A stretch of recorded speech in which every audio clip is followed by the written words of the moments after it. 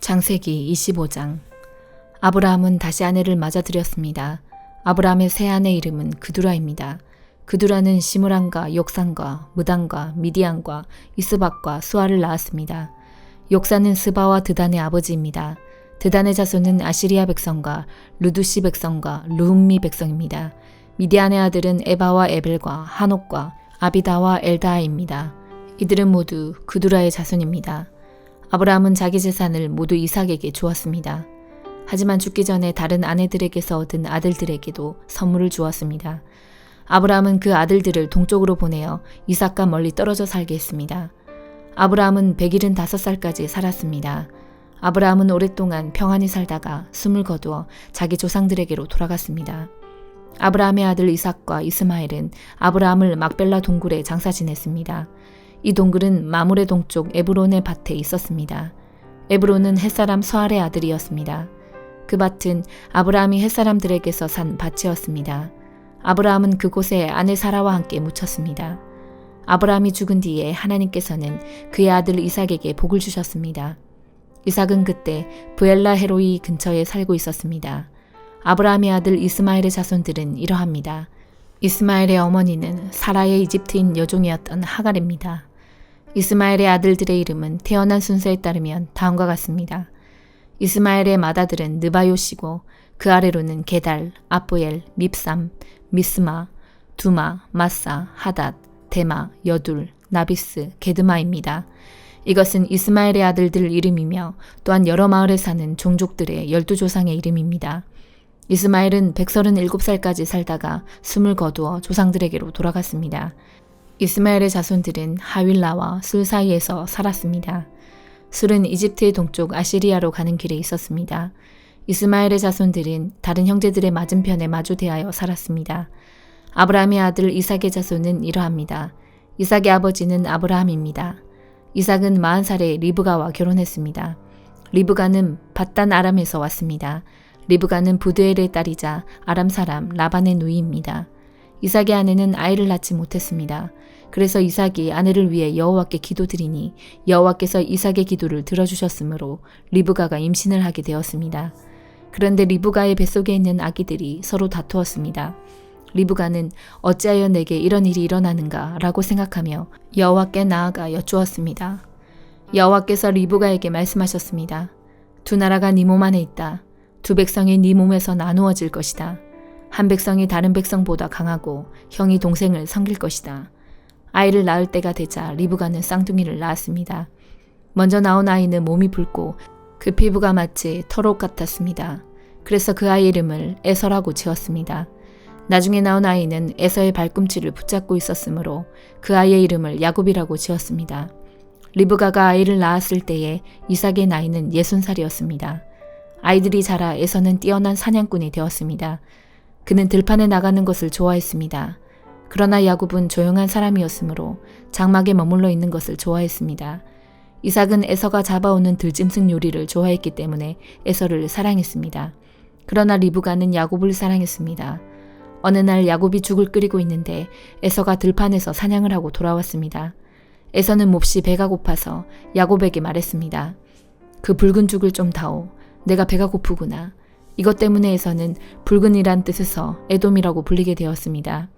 그러자 야곱이 말했습니다. 먼저 나에게 맏아들의 권리를 파세요. 에서가 말했습니다. 배가 고파 죽겠는데 그까짓 맏아들의 권리가 무슨 소용이냐. 야곱이 다시 말했습니다. 그렇다면 그 권리를 나에게 주겠다고 약속하세요. 에서는 야곱에게 약속을 했습니다. 이렇게 에서는 맏아들의 권리를 야곱에게 팔았습니다. 그러자 야곱이 에서에게 빵과 죽을 주었습니다. 에서는 그것을 먹고 마신 다음에 자리에서 일어났습니다. 이처럼 에서는 맏아들의 권리를 대수롭지 않게 여겼습니다. 마태복음 24장. 예수님께서 성전을 떠나 걸어가실 때 제자들이 와서 성전 건물을 가리켜 보였습니다. 예수님께서 말씀하셨습니다. 너희가 이 모든 것을 보고 있지 않느냐? 내가 너희에게 진정으로 말한다. 여기에 있는 돌 하나도 돌 위에 남지 않고 다 무너질 것이다. 예수님께서 올리브산 위에 앉아 계실 때 제자들이 조용히 와서 말했습니다. 이런 일들이 언제 일어날지 말해주십시오. 선생님께서 다시 오시는 때와 세상의 마지막 때에 어떤 징조가 있겠습니까? 예수님께서 대답하셨습니다. 아무도 너희를 속이지 못하게 조심하여라. 많은 사람들이 내 이름으로 와서 내가 바로 그리스도다 라고 말할 것이다. 그리고 많은 사람들을 속일 것이다. 또한 너희는 전쟁에 대한 소식과 소문을 들을 것이다. 그러나 두려워하지 마라. 이런 일들은 반드시 일어나야 한다. 그러나 아직 마지막 때는 아니다. 민족이 다른 민족과 싸우기 위해 일어나고 나라가 다른 나라와 싸우기 위해 일어날 것이다. 여러 곳에서 기근과 지진이 있을 것이다. 이런 일들은 해산의 고통이 시작되는 것에 불과하다. 그때 사람들이 너희를 박해하고 심지어 죽이기까지 할 것이다. 나 때문에 너희가 모든 민족에게 미움을 받을 것이다. 그때 많은 사람들이 넘어질 것이며 서로를 넘겨주고 미워할 것이다. 그리고 많은 거짓 예언자들이 일어나 많은 사람들을 속일 것이다. 또한 불법이 더욱 많아져서 많은 사람들의 사랑이 식을 것이다. 그러나 끝까지 견디는 사람은 구원을 얻을 것이다. 이 하늘나라의 복음이 온 세상에 전파될 것이며 모든 나라에 증거될 것이다. 그때서야 세상의 끝이 올 것이다. 그러므로 예언자 다니엘이 말한 멸망케 하는 혐오할 만한 것이 거룩한 곳에 서 있는 것을 보면 읽는 사람은 깨달아라.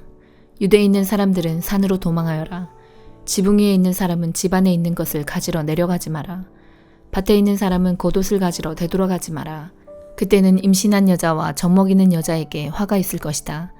너희가 도망하는 때가 겨울이나 안식일이 아니기를 기도하여라. 그때에는 많은 어려움이 있을 것이기 때문이다. 세상이 생기고 나서 지금까지 이 같은 환란은 일어난 적이 없었고 이후로도 없을 것이다. 하나님께서 그 기간을 줄여주시지 않으시면 아무도 구원받지 못할 것이다. 그러나 하나님께서는 선택한 사람들을 위하여 그 기간을 줄여주실 것이다. 그때 사람들이 여보시오, 그리스도가 여기 계십니다. 또는 저기 계십니다. 라고 할 것이다. 그러나 믿지 마라. 거짓 그리스도들과 거짓 예언자들이 일어나서 큰 증거를 내보일 것이고 기적을 일으킬 것이다. 그래서 사람들을 속일 것이다. 그리고 할 수만 있으면 선택하신 사람까지 속일 것이다.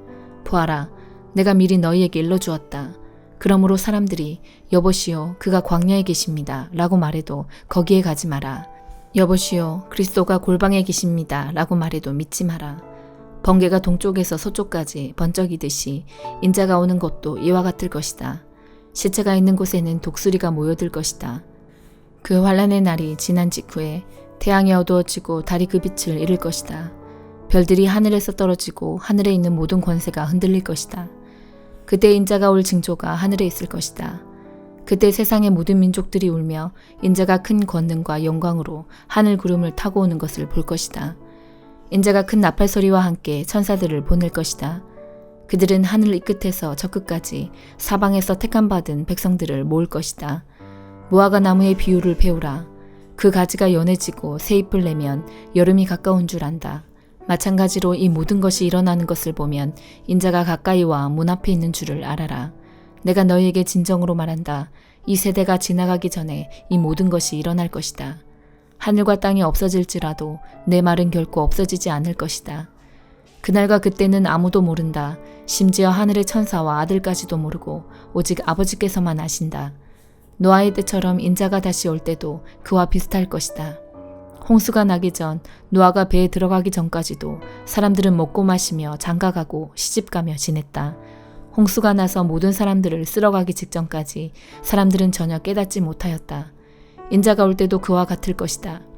두 사람이 밭에 있는데 한 사람은 데려가고 다른 사람은 남겨둘 것이다. 두 여자가 맷돌을 갈고 있는데 한 사람은 데려가고 다른 사람은 남겨둘 것이다. 그러므로 항상 깨어 있어라. 왜냐하면 언제 너희 주님께서 오실지 너희가 알지 못하기 때문이다.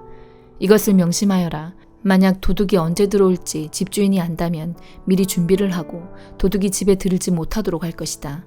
그러므로 너희도 준비를 해야 한다. 인자는 생각지도 않은 때에 올 것이다. 주인이 집안을 맡기고 제때 양식을 내주도록 맡긴 신실하고 슬기로운 종이 누구겠느냐. 주인이 돌아와서 볼 때 주인이 명한 대로 일하고 있는 종은 복되다. 내가 너희에게 진정으로 말한다. 주인은 그 종에게 자신의 모든 소유를 맡길 것이다. 그러나 악한 종이 주인이 오랫동안 돌아오지 않을 것이라고 마음속으로 생각하여 다른 종들을 때리기 시작하고 술꾼들과 함께 먹고 마신다면 생각지도 않은 날 알지 못하는 때에 그 종의 주인이 올 것이다. 그때 주인은 그 종에게 벌을 내리고 그 종을 위선자처럼 여길 것이다. 그 종은 거기서 슬피 울고 고통스럽게 이를 갈 것이다. 에스더 1장. 아하수에로 왕 때에 일어난 일입니다. 아하수에로는 인도에서 에티오피아까지 127지역을 다스린 왕으로 당시에 그는 수도인 수산에서 나라를 다스리고 있었습니다. 왕이 된 지 3년째 되는 해에 귀족들과 신하들을 위해 잔치를 베풀어 페르시아와 메드 지방의 군대 지휘관들과 각 지방의 귀족들과 총독들을 모두 초대했습니다. 잔치는 180일이나 계속되었고 그동안 아하수에로 왕은 자기 왕국의 부와 위엄과 영광을 마음껏 뽐냈습니다. 그 잔치가 끝나자 왕은 신분의 높고 낮음을 따지지 않고 수산에 있는 모든 백성들을 초대하여 왕궁 정원뜰에서 7일 동안 잔치를 베풀었습니다. 뜰에는 하얀색과 자주색 휘장이 대리석 기둥의 은고리에 자줏빛 끈으로 묶여서 걸려 있었고 하얀 대리석과 조개와 보석이 깔린 바닥 위에는 금의자와 은의자가 놓여 있었습니다. 왕은 갖가지 모양의 금잔에 포도주를 담아 아낌없이 대접하였고 손님들에게 마시고 싶은 만큼 마음껏 마시라고 말했으며 왕궁 관리들에게는 손님이 원하는 대로 포도주를 가져다 주라고 명령했습니다. 와스디 왕후도 아하수에로 왕의 왕궁에 있는 여자들을 초대하여 잔치를 베풀었습니다. 7일째 되는 날이었습니다. 포도주를 마시고 기분이 좋아진 아하수에로 왕은 7명의 내시 곧 무흐만과 비스다와 하르보나와 빅다와 아박다와 세달과 가르가스에게 와스디 왕후에게 왕후의 관을 씌워 자기 앞에 나오게 하라고 명령했습니다. 왕후가 매우 아름다웠기 때문에 왕은 왕후를 백성과 귀족들에게 보여주고 싶어 했습니다. 내시들은 와스디 왕후에게 가서 왕의 명령을 전했습니다. 그러나 왕후는 왕에게 나오지 않았습니다. 왕은 몹시 화가 났습니다. 마음속에서 불같은 분노가 일어났습니다.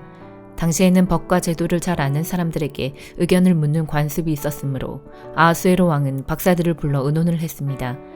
왕이 늘 불러서 의논하던 지혜로운 사람은 가르스나와 세달과 아드마다와 다시스와 메르스와 마르스나와 무무간이었습니다. 이들은 페르시아와 메대 7 귀족으로서 왕을 직접 만날 수 있는 특권을 가지고 있었으며 나라 내에서 가장 높은 지위를 차지하고 있었습니다. 왕이 그들에게 물었습니다. 내시들이 전한 내 명령을 와스디 왕후가 따르지 않았으니 이를 법대로 하려면 어떻게 해야 하오? 무무간이 왕과 귀족들에게 말했습니다. 와스디 왕후는 왕에게만 잘못한 것이 아니라 이 나라의 모든 귀족과 백성에게도 잘못한 것입니다. 왜냐하면 페르시아와 메대의 여자들이 왕후가 한 일을 듣게 되면 아하수에로 왕이 명령을 내려 와스디 왕후를 데려오게 했는데 왕후가 가지 않았다고 말하면서 자기 남편을 업신여길 것이기 때문입니다.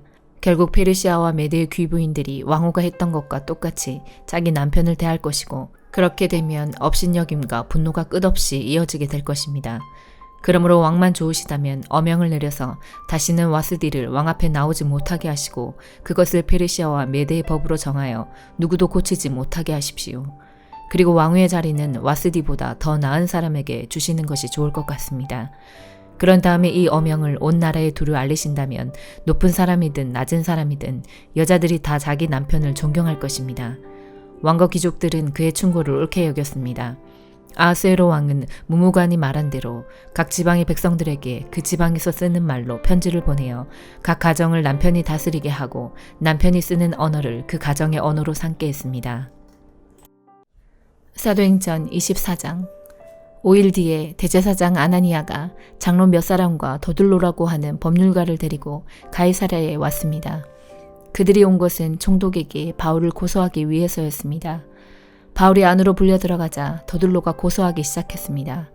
벨릭스 각하, 우리는 각하 덕분에 오랫동안 평화를 누려왔으며 각하의 지혜로운 일처리로 우리나라의 잘못된 일들이 많이 고쳐졌습니다. 우리는 언제 어디서나 이 모든 일이 각하의 공로 때문인 것을 인정하며 각하께 감사하고 있습니다. 이제 더 이상 각하께 폐가 되지 않게 간단히 말씀드리겠으니 저희 말을 들어주시기 바랍니다. 우리는 이 사람이 온 세계에 있는 유대인들을 선동하고 문제를 일으키는 사람인 것을 알게 되었습니다. 이 사람은 나사렛 이단의 두목입니다. 심지어는 그가 성전까지 더럽히려고 하여 우리가 그를 붙잡았습니다. 총독 각하께서 이 사람을 직접 신문해 보시면 우리가 그를 고소하는 이유를 아실 수 있을 것입니다. 다른 유대인들도 가세하면서 그의 말이 모두 사실이라고 주장했습니다. 총독이 바울에게 말하라고 몸짓하자 바울이 대답했습니다. 각하께서 수년 동안 이 민족의 재판장이 되신 것을 제가 알고 있습니다. 그래서 저와 관련된 일을 각하께 변명하게 된 것을 기쁘게 생각합니다. 제가 예루살렘에 예배드리러 올라간 것은 12일밖에 되지 않습니다. 이것은 각하께서 조사해 보시면 금방 아실 수 있을 것입니다. 그리고 저를 고소하는 사람들은 제가 성전 뜰에서 누구와 논쟁한 것이나 회당에서나 도시 안에서나 사람들을 선동한 것을 본 적이 없습니다. 그리고 이들이 지금 저를 고소하고 있지만 총독 각하께 그 내용에 대한 증거는 제시하지 못하고 있습니다. 그러나 저는 각하께 이 사실을 고백합니다. 저는 유대인들이 소위 이단이라고 말하는 예수의 도를 따르는 사람으로서 우리 조상의 하나님을 섬기며 모세의 율법과 예언자들의 책에 적힌 것도 다 믿는다는 사실입니다. 저는 이 사람들이 간직하고 있는 것과 똑같이 하나님께 대한 소망을 가지고 있습니다. 그것은 의로운 사람이든 불의한 사람이든 모든 사람이 다시 부활하리라는 소망입니다.